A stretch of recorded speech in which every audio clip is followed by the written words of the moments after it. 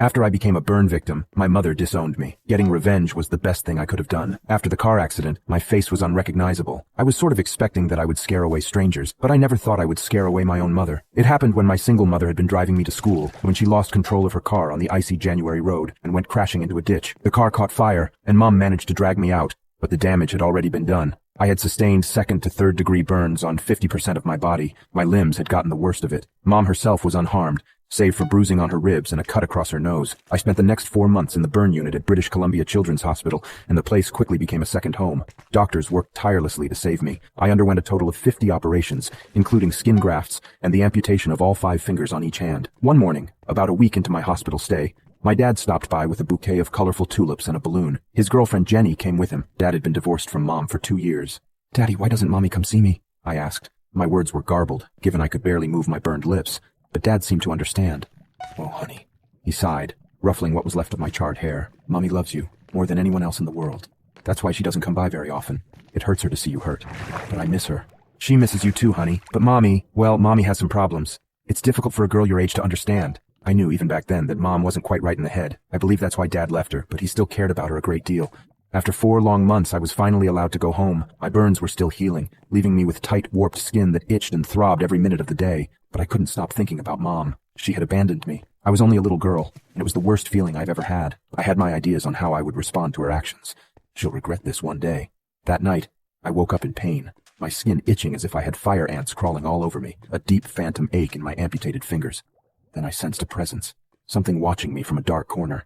It didn't feel malevolent, but it made my spine tingle. Glancing nervously over my shoulder, I was shocked to see a dark figure standing in a corner. It was a little girl, no older than myself. She wore a yellow t-shirt and flowery pink shorts. She was grotesquely deformed. Her flesh appeared to be melting off her body, hanging in heavy folds and bags. It was blackened in areas, pink and raw in others. She was completely bald. And not only that, but her scalp had been charred away, revealing a pearl-white skull beneath. Her eyes were impossibly large, lacking eyelids, and had such heavy cataracts her pupils were invisible. Her arms were shriveled and curled up grotesquely at her sides, but the worst part was her mouth. Her lower jaw hung down at an impossible angle and seemed to have fused to her chest, leaving her face in a permanent scream.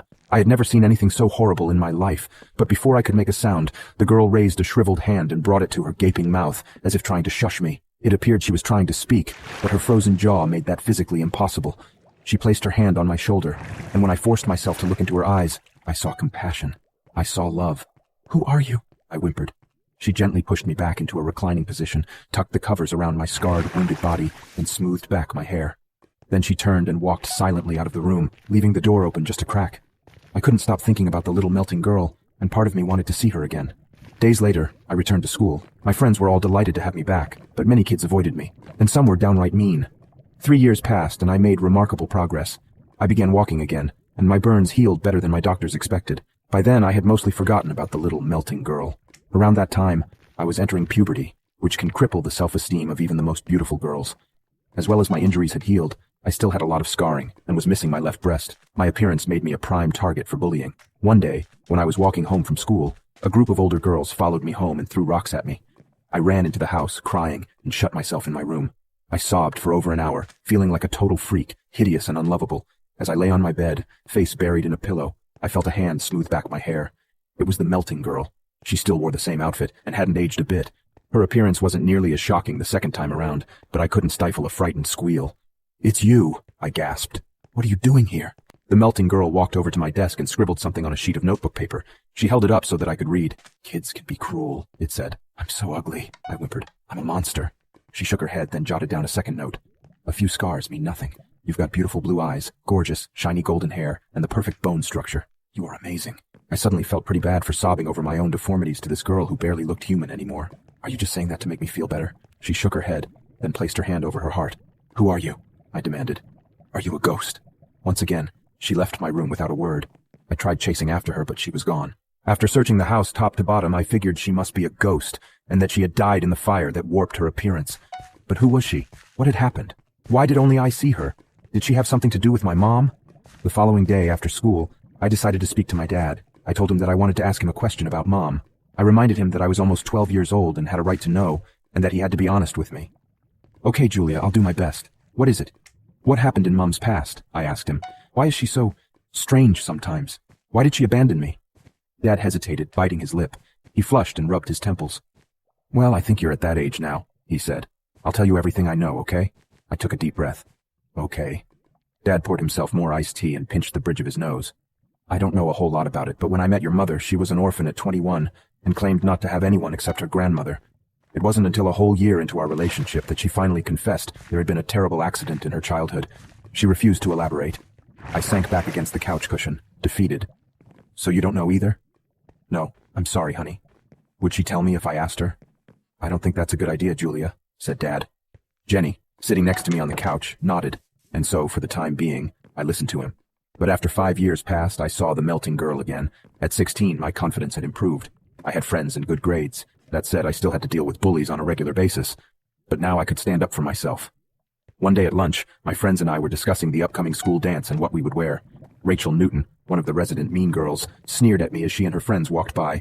You better not wear anything too short, Crispy. Nobody wants to look at your ugly legs. I was sick of it. You're such a freak, Rachel, I snapped. Ever considered seeking professional help? She scowled. I'm the freak. Ever considered plastic surgery? It would make looking at you so much easier. I punched her in the nose. She began screaming as if I just gutted her with a butcher knife, alerting a teacher. She sent me to the principal's office, and while Mrs. Radcliffe was sympathetic, she made me clean up trash in punishment. Later that day, as I was doing so, Rachel showed up again. Julia? Rachel's nose was purple and swollen, dried blood crusting her nostrils. I don't think picking up garbage is punishment enough, Crispy. Rachel brought her foot down on my back, pinning me in place. I began thrashing beneath Rachel's foot, trying to throw off her balance. Dirt filled my mouth. My spine felt seconds away from snapping. I sensed Rachel's fury, her intent on hurting me. She stooped down and grabbed a handful of my hair, wrenching my head back, and raised her fist, ready to land a punch. I was alone, at this girl's mercy, and I couldn't fight back. Help, I whispered. Rachel's grip suddenly fell away. She staggered back, her eyes the size of dinner plates, mouth hanging open. Her friends looked equally stunned. Oh my God, what is that? I followed her appalled gaze to a melted, deformed figure standing 20 feet away. The little melting girl's cloudy eyes were blazing with anger, and her blackened fists kept clenching and unclenching. I was so overjoyed I wanted to cry. What the hell? Rachel shrieked again. Who is that? The girl let out an enraged scream and charged like a raging bull. My tormentors took off into the mist, shrieking like banshees. The girl walked over and helped me to my feet. Thank you, I breathed. In her eyes I saw her words. Let's go home. She held my hand until I got close to my house. Then she hugged me and walked away. But after seeing the melting girl again, I decided that I wanted to figure out who it was. If my mom hadn't moved, she would only be just a few blocks away from where I was. So I made my way over to my mother's place. The house was almost unrecognizable. It was clear that she'd been trying to move on, make new memories, or maybe even forget. The outside of the house was freshly painted, and she'd even got new windows. I knocked on the door, and after a few seconds I saw her, my mother. Her eyes were lined with crow's feet, and the once youthful glow was replaced with a tired sheen. She was silent, looking me up and down. I could see her eyes well up, but she held back her tears. I saw regret in her eyes. Regret, and something else. Fear?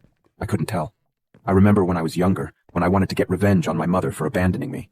I figured that forcing her to tell me the truth, something she was clearly incapable of doing, would make me satisfied.